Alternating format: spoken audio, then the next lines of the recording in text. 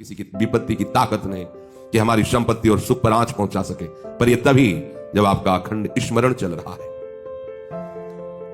अखंड स्मरण के लिए वाचो वेगम, मनसः क्रोध वेगम, हिंसा वेग, मुदरोपस्थ वेगम, एतान वेगान सहते यस्तु विद्वान निंदाचास्य हृदयम नोपहन्यात्। जो विद्वान उपासक वाणी का वेग, मन का वेग, क्रोध का वेग, हिंसा का वेग, भूख का वेग और जनेंद्रिय जनित मैथुन का वेग जो सह जाता है, वही महात्मा निरंतर भजन कर सकता है, वही उपासक निरंतर भजन कर सकता है। नहीं, यही वेग आकर उसके भजन में अंतराय पैदा कर देते हैं। वाणी का वेग, वाणी का, मन का, क्रोध का, हिंसा का, उदर का, उपस्थ का यदि आप नहीं सहन करते तो ये आपके भजन में बाधा डाल देंगे, निरंतर भजन नहीं होने देंगे। दूसरा, निरंतर भजन करने में जो प्रभु कह रहे हैं आसीत मत्परः, मेरे परायण होकर भजन करो। अब इन वेगों से बचकर क्यों भजन में चलता है तो उसके अंदर एक बात आने लगती है, मैं अच्छा भजनानंदी हूं। जहां ये बात आई तहां वो दूसरों जो वैष्णव है, महतजन है, महात्मा जन है, वो टीका टिप्पणी करने लगता है उनकी। ये होता है अपने में श्रेष्ठ भाव आने पर दूसरे साधकों की, वैष्णवों की, महापुरुषों की, महतजनों की वो टीका टिप्पणी करने लगता है। ऐसा क्यों, ऐसा क्यों, ऐसा। ये आपके भजन को ही रोक देगा। निरंतर भजन चलने की तो बात जाने तो भजन से ही विमुख कर देगी ये वृत्ति। ये 6 बातें संतों के प्रति नहीं करनी चाहिए। वो वेग सहो और ये बात भूलकर अपनी वाणी पे न लाओ। बास निरूपण, किसी भी संत महात्मा वैष्णव के विषय में ऐसा कहना, ये तो महलों में रहते हैं, या ये तो गांव में रहते हैं, ये तो इनको तो गंगा किनारे या स्मशान में कहीं खंडहर में रहना चाहिए, बाबा जी हैं ऐसे वैसे। वास निरूपण करना, तभी जब अहम जागृत होता है तो संतों के प्रति टीका टिप्पणी शुरू हो जाती है। वास निरूपण, किसी भी संत महात्मा वैष्णव के प्रति उसके वास के विषय में बोलना। दूसरा, ज्ञान निरूपण, किसी संत वैष्णव के प्रति ऐसा, ये पढ़े लिखे तो है नहीं, शास्त्रों का इनको ज्ञान तो है नहीं, बेश बना लिया, बस पेट भरण पोषण के लिए घूम रहे, कोई इनको ज्ञान तो है नहीं, क्या भजन करेंगे, क्या विचार करेंगे। जब इनको पढ़े ही नहीं है, शास्त्रों का ज्ञान नहीं है, तो क्या ये भजन करेंगे। ज्ञान निरूपण। तीसरा, जाति निरूपण, ऐसा महान अपराध, ऐसा सोचना, ऐसा बोलना, ऐसा देखना, ये महत अपराध है और ये हम लोग ध्यान नहीं देते, फिसल जाते हैं। एक बार एक जगह महात्माओं की पंगत लगी हुई थी, उसमें एक महात्मा को पंगत लगवाने वाले में जो श्रेष्ठ थे, उन्हें एक थप्पड़ मारा और निकालने लगे। वहां हमको भी सेवा दी गई थी, पत्तल उठाना और पोछा लगाना बाद में। तो परोसाई जब होती थी उस समय खड़े रहते थे। तत्काल भी हमने कहा, आपने क्यों थप्पड़ मारा? तो उन्होंने जाति निरूपण किया कि इस जाति का है, तुम नहीं जानते हो, और ये साधुओं की पंगत में बैठा है, उनका आचार्य परंपरा का तिलक लगाए हुए है और भेष धारण किए हुए है। आप आचार्य परंपरा की प्रधानता रखते हैं या जाति की प्रधानता रखते हैं? वो महात्मा अश्रु प्रवाह करने लगे कि क्या मेरे को भगवान का भजन करने का अधिकार नहीं है? क्या मेरे को भगवत प्रसाद पाने का अधिकार नहीं है? जब हमें गुरु ने वस्त्र दिया है, भेष दिया है, तो हम संतों की सभा में उन्हीं की आज्ञा से बैठे। वैसे हम इस योग्य नहीं है, पर बैठे हैं।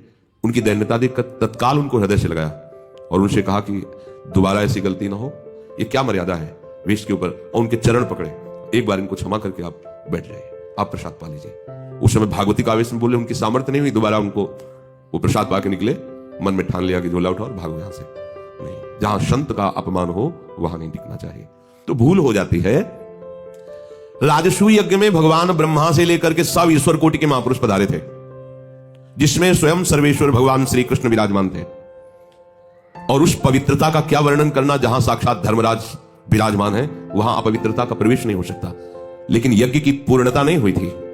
यज्ञ की पूर्णता सुपच वाल्मीकि के चरण धोकर रसोई में पवाने से हुई थी। स्वयं भगवान श्री कृष्ण चंद्र जी ने ऐसा आदेश किया था, जिन्होंने स्वयं गीता जी में कहा, चातुर्वर्णम मया सृष्टा गुण कर्म विभागशः। लेकिन यदि वो भगवद अनुरागी है तो चातुर्वर्णम मया सृष्टा का सिद्धांत नहीं लागू होगा। भगवान व्यास देव जी कह रहे, अहो वत्स पचतो गरीयान यद जिभ्यागे वर्तते नाम तुभ्यम।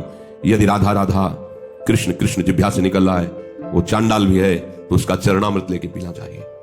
इसलिए हरिराम व्यास जी कहते हैं, व्यास मिठाई विप्र की तामे लागे आग, वृंदावन की स्वपच की जूठन कहिए मांग। व्यास रसिकते ही बड़े ब्रजते अनत न जाए, वृंदावन की स्वपच लो जूठन मांगे खाएं।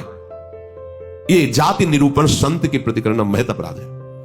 और ये जब जाति का अभिमान बना हुआ है तो भगवत दासत्व का अभिमान कैसे आ सकता है? किसी भी मार्ग में हो, आगे चल करके सब लय हो जाता है। ये देहाभिमान के अंतर्गत आता है। देह ही तो जन्मी है जाति में, ये स्वरूपाभिमान थोड़ी है, ये देहाभिमान ही है। इसलिए वैष्णव के सबके एक ही गोत्र है, अच्युत गोत्र। अपने सब रसिकों के एक ही गोत्र है, हरिवंश गोत्र। अगर हम जाति पक्ष में चले जाएंगे तो भगवत पक्ष से हट जाएंगे। तहां जाति कुल नहीं विचार, कौन से उत्तम कौन गंवार, सार भजन हरिवंश को। और या रस मगन मिटे भवत्रास, सुनहु रसिक हरिवंश विलास, श्री हरिवंश गाय। कहीं भी प्रकट हुआ हो किसी भी कुल में, और वो जब आचार्य के शरणागत हो जाता है, आचार्य परंपरा से, तो अभेद हो जाता है। सुने प्रपन्न जेब है, अभद्र सर्व के गए, तिन्हें मिले प्रसन्न हुए, न जाति भेद मानिए न जाति भेद मानिए। उनको देख करके कहना चाहिए, सुभाग हमारे अहोभाग्य आपके दर्शन में, आप पधारिए, आप विराजिए। और जैसे अपने पूज्य जनों का स्वागत किया जाता है, ऐसे मन में भी नहीं आना चाहिए कि ये अमुक जाति का संत है, इसके पैर कैसे छुए, इसका चरणामृत। अगर ऐसा तो आपका भजन बाधित हो जाएगा। जाति निरूपण, यही गलती हो गई थी दंडकारण्य के ऋषियों से श्री माता सबरी के प्रति। एक तो स्त्री जाति और दूसरी भीलनी। कैसे हम महाब्रह्म ऋषियों के बीच में बड़े बड़े कीड़ा पड़ गए थे, सरोवर के जल का प्रयोग नहीं कर सकते थे, सब अशांत थे। और भगवान श्री राम ने माता सबरी को सौभाग्य दिया ऐसा जो ब्रह्म ऋषियों को भी नहीं मिला। इसलिए कभी किसी संत के जाति निरूपण न करें। ये बिल्कुल, देखो हम सब प्रभु के अंश हैं, कर्म के अनुसार शरीर में आए, कर्म के अनुसार कुल में जन्मे, लेकिन हमको वो लेके थोड़ी बैठना है। हमको तो अपने प्रीतम के पास जाना है। हम ये कुल कर्म को लेके, जाति धर्म को लेकर के, शरीर को लेकर बैठे रहेंगे तो अगले जन्म निश्चित हो जाएगा। हमें प्रभु के पास जाना है। जो ही ये बात सोचकर आगे बढ़े तो आप केवल प्रभु के हो गए, खत्म खेल। बस सृष्टि चक्र के खेल के लिए है चातुर्वर्णम। भगवत मार्ग में जे ही आरूढ़ हुए तो वो शरीर राग हटा, भगवत अंश हो। जितने ब्रह्मा जी पवित्र हैं उतने तुम्हारा स्वरूप पवित्र है। जो भगवान शंकर का स्वरूप है वही तुम्हारा स्वरूप है। स्वरूप में अंतर नहीं है, अंतर है देह में। स्वरूप तो सबका एक ही है, भगवत स्वरूप है, सब आत्म स्वरूप है। चौथा, वृत्ति निरूपण। किसी महात्मा को देख के कहना है ना हाथ में माला है, हमें खास तो भजनानंदी तो लगते नहीं, पड़े रहते हैं, इधर खाते उधर खाते, भंडारा खाते, डोलते हैं। बिल्कुल नहीं, तुम क्या जानो। क्या अक्षय जी जम्मू से। राधे राधे गुरु जी।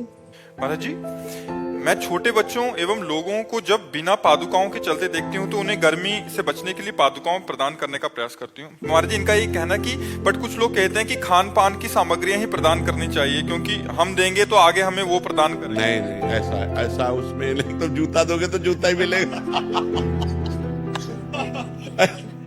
देखो, उसमें आपका मुख्य प्रधान भाव हुआ कि उसको ताप न लग जाए, उसको कंकड़ न लग जाए, उसको कांटा न चुभ जाए। तो ये जो आपको सुख देने की भावना है वो पलट कर आपके हृदय में आएगी। आपके हृदय में ताप न लग जाए, किसी कोई ऐसी बात आपको न कहे जिससे आपका हृदय दुखित हो जाए, वो भगवान आपको इतना सुख देगा, इतनी सामर्थ्य देगा। अगर ऐसा केवल हो कि जिसने जूता दिया उसे जूते मिलेगा, तो जिसने छाता दिया उसे छाता ही मिलेगा, ऐसा नहीं है। उसका भाव है, उसका भाव है, भाव का फल होता है। जूता का फल नहीं हुआ, उसमें भाव हुआ कि छोटे छोटे बच्चे हैं, ये गरीब लोग हैं, इनके पैरों में ताप लगेगा, कंकड़ चुभेगा, पादुका होगी तो इनको सुख मिलेगा। तो उनके सुख के लिए जो आपने भावना की वही पलट कर आपको सुख प्रदान करेगा।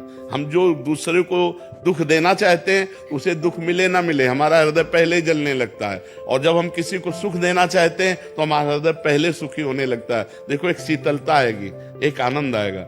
हम तो कहते हैं कि एक दिन अच्छा भोजन पाके आप देखो और एक दिन अपने हिस्से का भोजन किसी भूखे को पवा के देखो, फिर देखो दोनों में स्वाद किस में आता है।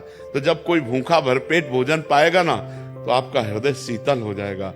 कभी भोजन पाने से आपका हृदय वैसा नहीं होगा जैसा किसी भूखे को भोजन पवा देने से होगा। सर्दी में कोई कांप रहा है, अपनी शाल उतार करके उसको उड़ा के देखो तो आपका हृदय एक महान हो जाएगा, एक शीतलता आएगी, आपके हृदय में एक आनंद आएगा। तो ये परोपकार की भावना, परहित सरिस धर्म नहीं भाई, पर पीड़ासम नहीं अधमाई।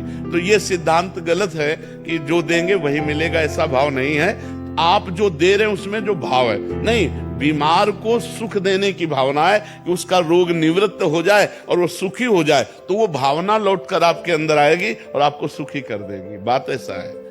नहीं तो मान लो हम किसी को रुपया दे रहे हैं तो रुपया थोड़ी केवल मिलेगा, उसका परिणाम मिलेगा। रुपये का परिणाम, हमने रुपया दिया कि यज्ञ हो जाए, भगवान का यश हो जाए, या गौ सेवा हो जाए, या संत सेवा हो जाए, तो उसका परिणाम मिलेगा।